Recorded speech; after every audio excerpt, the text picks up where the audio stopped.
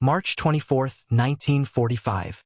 Combat Information Center, USS Bush, northwest of Okinawa. The glowing phosphorescent sweep of the SG surface search radar painted ghostly echoes across the darkened screen. Radar operator Second Ass James Patterson adjusted the gain control as another sweep refreshed the display. Multiple contacts bearing 340 degrees, range 62 miles, estimated 50-plus aircraft, inbound from Kyushu. Commander Roland Westholm reached for the TBS radio handset. Task Force 58 had positioned 16 radar picket stations around Okinawa, creating an electronic fence that no Japanese aircraft could penetrate undetected. What none of them knew was that this technological advantage would trigger the most desperate and determined aerial assault in naval history. The Imperial Japanese Navy's Kamikaze special attack units had trained for one purpose: break through American defenses and trade their lives for enemy warships. The radar picket destroyers would become their first targets, cut through the pickets, and their invasion fleet at Okinawa would be exposed. The mathematics of sacrifice had replaced traditional naval strategy. One pilot, one plane, one ship. The Pacific War had transformed American destroyers from submarine hunters into electronic sentinels. Each radar picket station positioned 15 to 95 miles from Point Bolo, the designated reference point on Okinawa's Zamper-Misaki Peninsula. 7 stations operational by April 1st. 9 more activated as the campaign progressed. The USS Laffey steamed through Pacific swells at 15 knots. Her Allen M. Sumner-class hull displacing 2,200 tons of seawater. Commander Frederick Julian Becton stood in the Combat Information Center studying the radar repeater scope. His ship carried 336 men and an arsenal of anti-aircraft weapons specifically configured to destroy incoming aircraft. 6 5-inch dual-purpose guns in twin mounts, 12 40mm Bowers in 2 quad and 2 twin mounts, 11 20mm Aerocon cannons, and mounted throughout the ship the latest fire control radars that would make naval history. The Mark 37 gun director with Mark 25 fire control radar.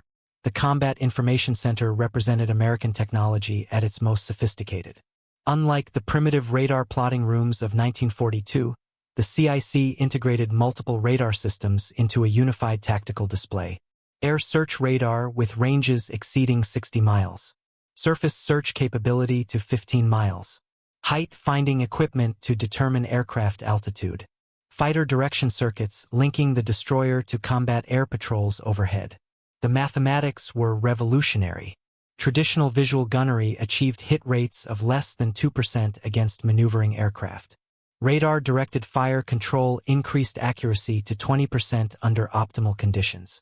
When combined with proximity-fused shells that detonated near targets without requiring direct hits, the defensive firepower multiplied exponentially.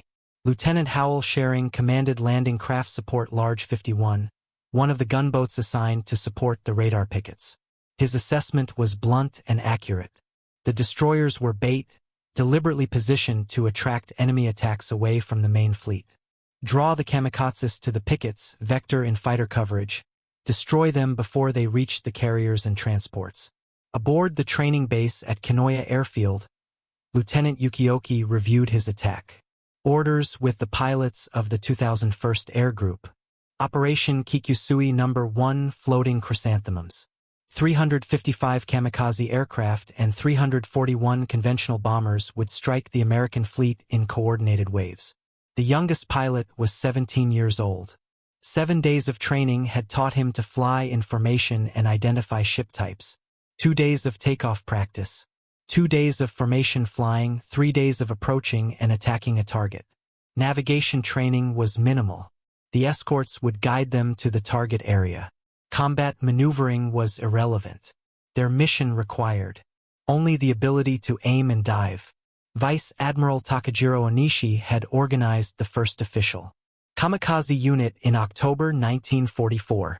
Lieutenant Yukioki had led the first successful attack, sinking USS St. Lo on October 25, 1944, transforming suicide attacks from spontaneous acts into systematic strategy. The pilots understood American radar capabilities better than most Japanese commanders realized. The destroyers positioned around Okinawa were not just early warning stations. They controlled fighter aircraft that could intercept attacking formations 50 miles from the fleet, but the radar pickets had a critical vulnerability. Operating in isolation 30 to 60 miles from mutual support, they could not concentrate defensive firepower. A determined mass attack could overwhelm individual destroyers before help arrived. The mathematics of the tokko were simple and brutal. If 1 in 6 kamikaze aircraft hit their targets, the exchange rate favored Japan. 1 pilot and 1 obsolete aircraft for hundreds of American sailors and a $1 million warship. The American ships formed their defensive perimeter as dawn approached on April 6, 1945. Each picket station maintained a 5,000-yard patrol radius. Destroyer at the center, 2 to 4 support craft in diamond formation, speed 15 knots, course reversed every 30 minutes to complicate submarine targeting. The new radar systems transformed naval warfare into an electronic battlefield. SC-2 air search radar sweeping the skies every 4 seconds. SG surface search maintaining continuous coverage of the ocean surface. Mark 12 and Mark 22 fire control radars locked onto individual targets for precision gunnery. SP height finding radar calculating aircraft altitudes for fighter interception. Combat Air Patrol maintained continuous coverage, but the distances were vast. 2 F-6F Hellcats or F-4U Corsairs per station during daylight hours. Response time from the carriers to the outer picket stations 20 to 30 minutes under optimal conditions. Those minutes would determine survival. At 0300 on April 6, radar operators across the picket line detected the first wave of Kikusui. Number 1. Multiple raids approaching from the northwest. The tactical plot showed over 100 contacts converging on the radar picket stations. Fighter Direction Officer Lieutenant Frank Adams vetoed his cap to intercept 2 Corsairs against 30-plus kamikazes. The mathematics were impossible. The kamikaze formation had already begun their descent toward wavetop height using the radar horizon to mask their final approach. On Destroyer Bush at Radar Picket Station Number 1, the CIC team tracked incoming raids from multiple directions. Raid 1, 40 aircraft bearing 340. Raid 2, 20-plus bearing 015. Raid 3, composition unknown, bearing 285. Commander Westholm had trained his gun crews for this moment. Continuous tracking of assigned targets. Fire when aircraft reach 12,000 yards regardless of solution quality. Maintain maximum rate of fire until target destroyed or passed overhead. No check fire. For identification, anything approaching the picket line was hostile. The Bush's ordeal began at 1500. After shooting down 2 approaching aircraft, a Nakajima B-6N torpedo bomber broke through the defensive fire. The kamikaze struck.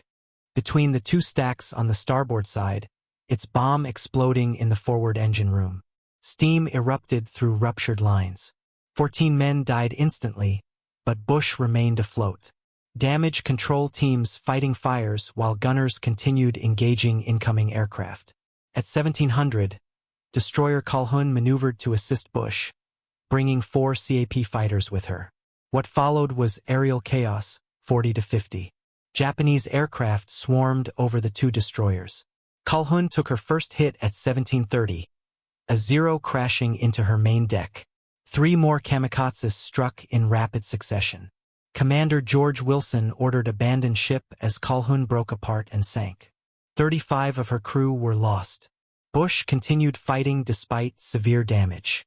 At 1725, a second kamikaze crashed into her port side between the stacks. The explosion nearly severed the ship. At 1745, a third kamikaze struck the port side above the main deck. Ammunition began exploding. Fire spread beyond control. At 1830, Bush rolled over and sank.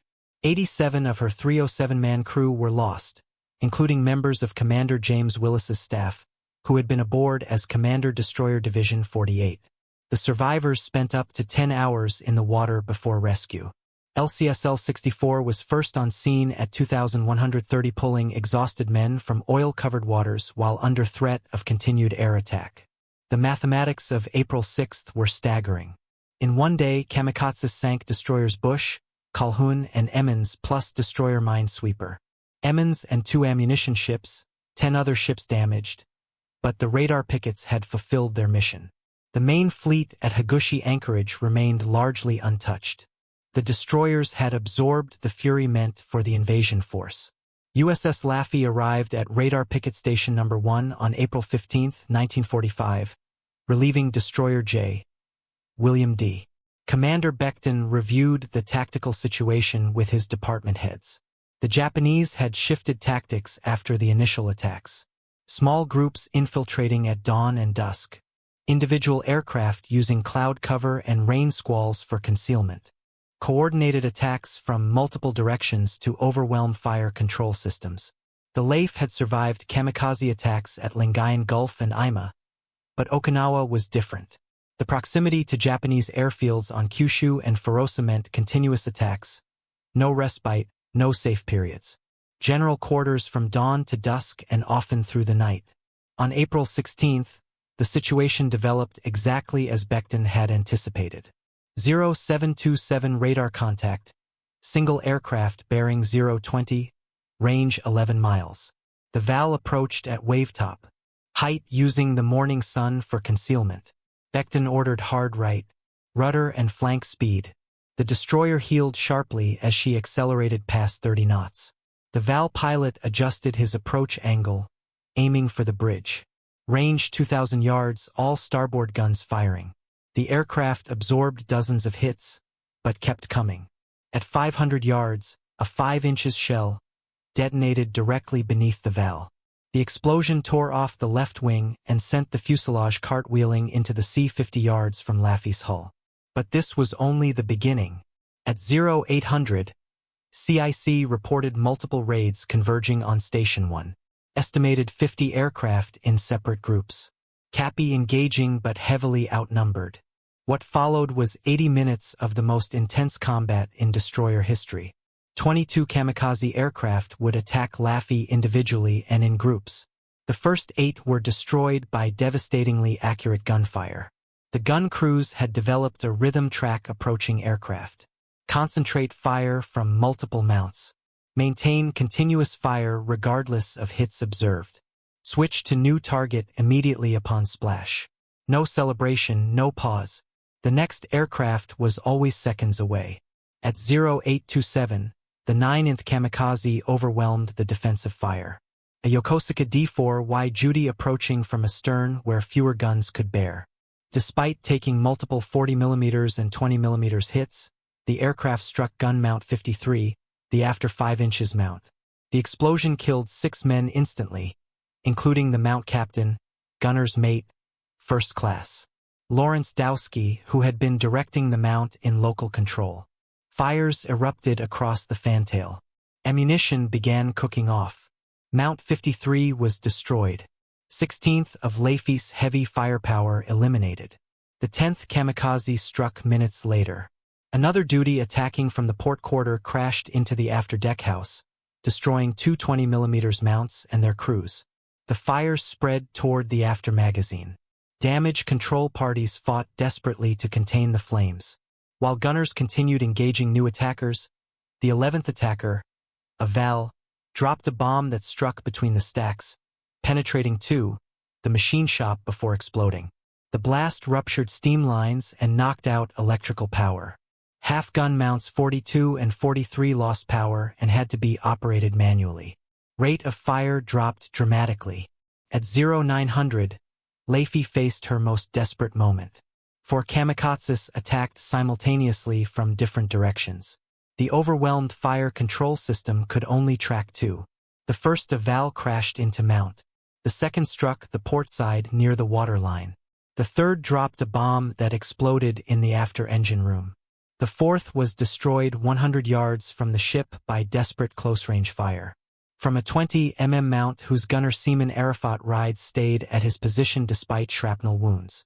Laffey was burning from bridge to stern. Her rudder jammed hard left, forcing the ship into a continuous circle speed reduced to 8 knots, 1/3 of her crew casualties. 6 gun mounts destroyed or damaged. Commander Becton received damage. Reports from all departments. The situation was critical but not hopeless. The forward guns still functioned.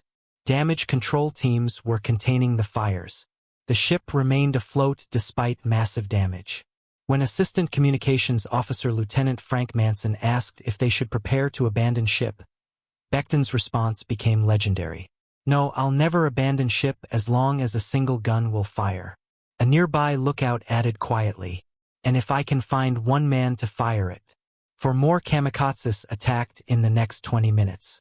The surviving gunners destroyed 3. The fourth, a Zero carrying a 550 pounds bomb, crashed into the base of the forward stack. The explosion lifted the entire bridge structure before slamming it back down. Every man in CIC was knocked unconscious momentarily. When they recovered, thick smoke filled the compartment. Radar scopes flickered and died. For 3 critical minutes, Laffey was blind and mute. The 20th kamikaze approached during this chaos without radar warning or coordinated defense. Individual gun crews engaged on their own initiative. Gunner's mate First Class Robert Carr on Mount 44 spotted the Val diving from 8,000 feet despite the mount operating in manual mode. His crew maintained tracking and fired continuously. The Val exploded 500 feet above the ship, showering debris across the forward deck. The 21st kamikaze came from astern, hidden in the smoke of Laffey's own fires. A Picket torpedo bomber at wave height. It aimed for the forward magazine. Seaman Foutride, still at his damaged 20mm mount, saw the aircraft emerge from smoke 400 yards away. He triggered a long burst walking traces into the Kate's engine. The aircraft staggered, nose down, and crashed 30 yards from Laffey's port side. The explosion drenched the burning destroyer with cedar that helped suppress fires. The 22nd and final kamikaze approached at 0947.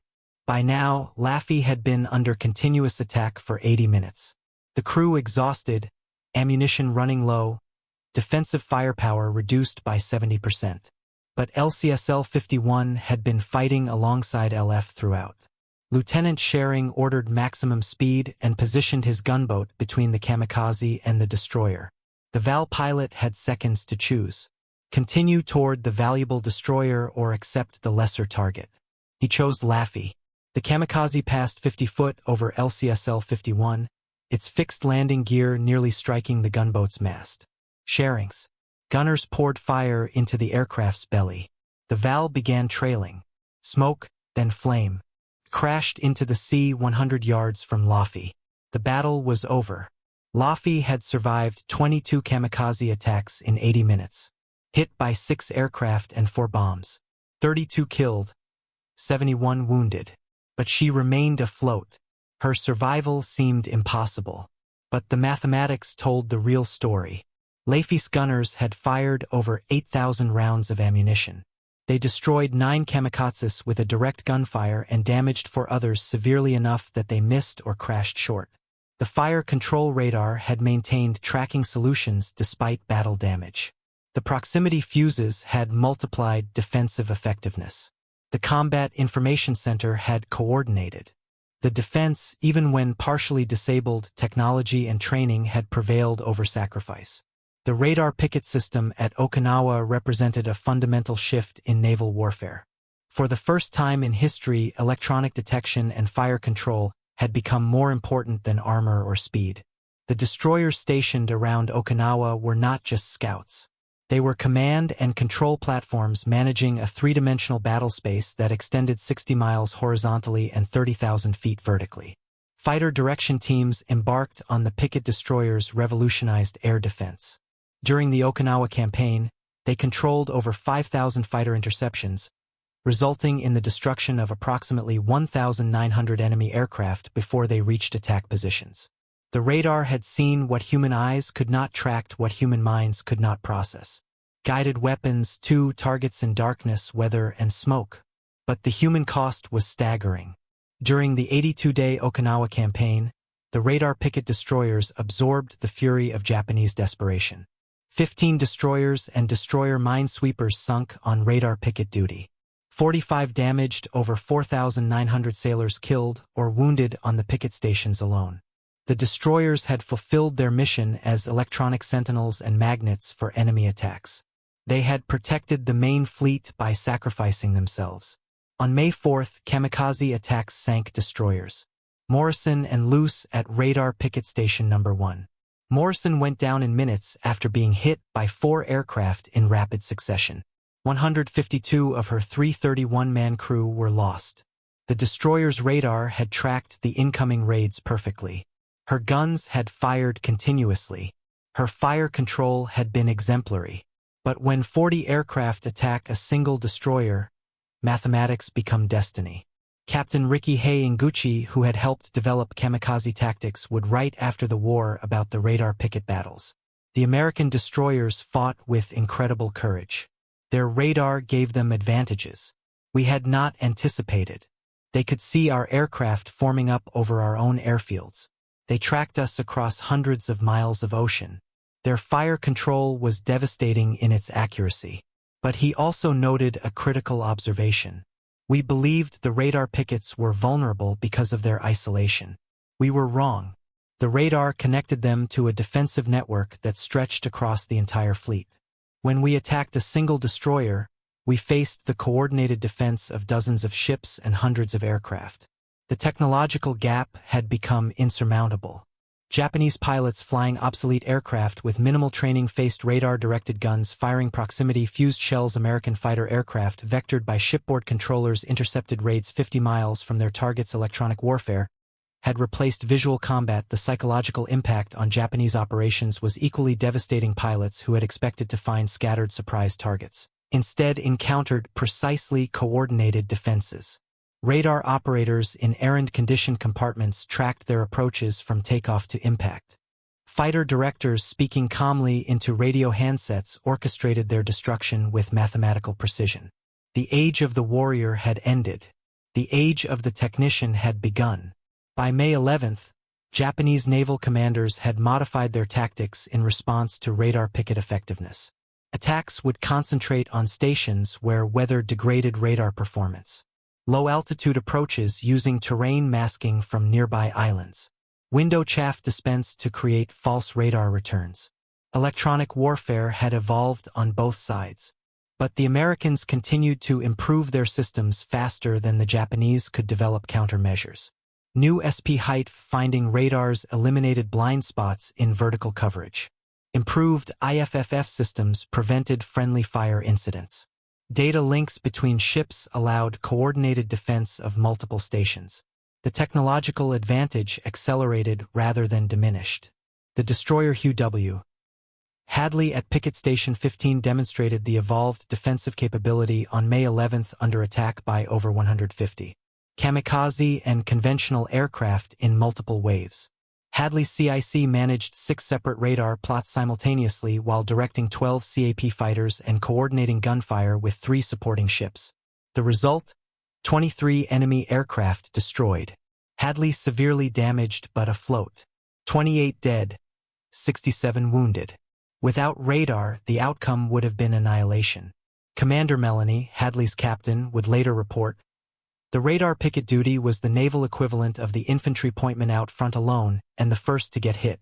But unlike the infantry point man who could only see a few yards ahead, our radar gave us the eyes of an eagle.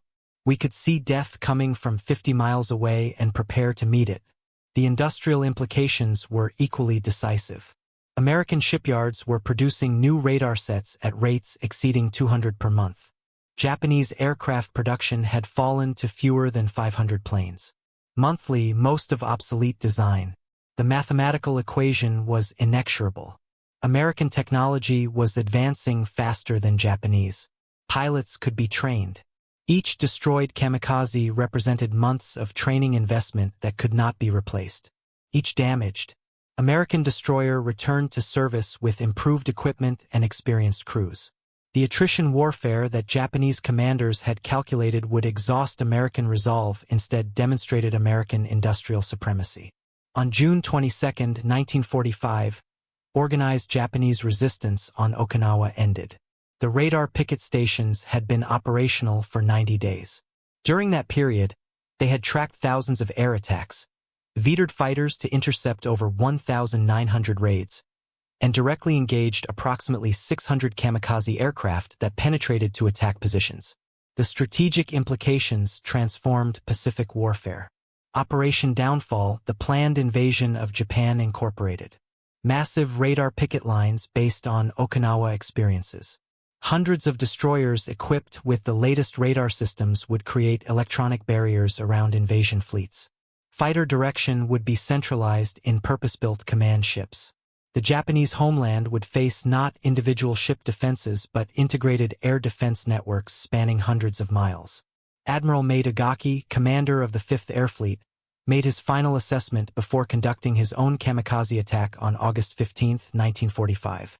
The American radar pickets have created an invisible wall around their forces. Our pilots crash against this wall like birds against glass. We see the target but cannot reach it. Technology has defeated spirit.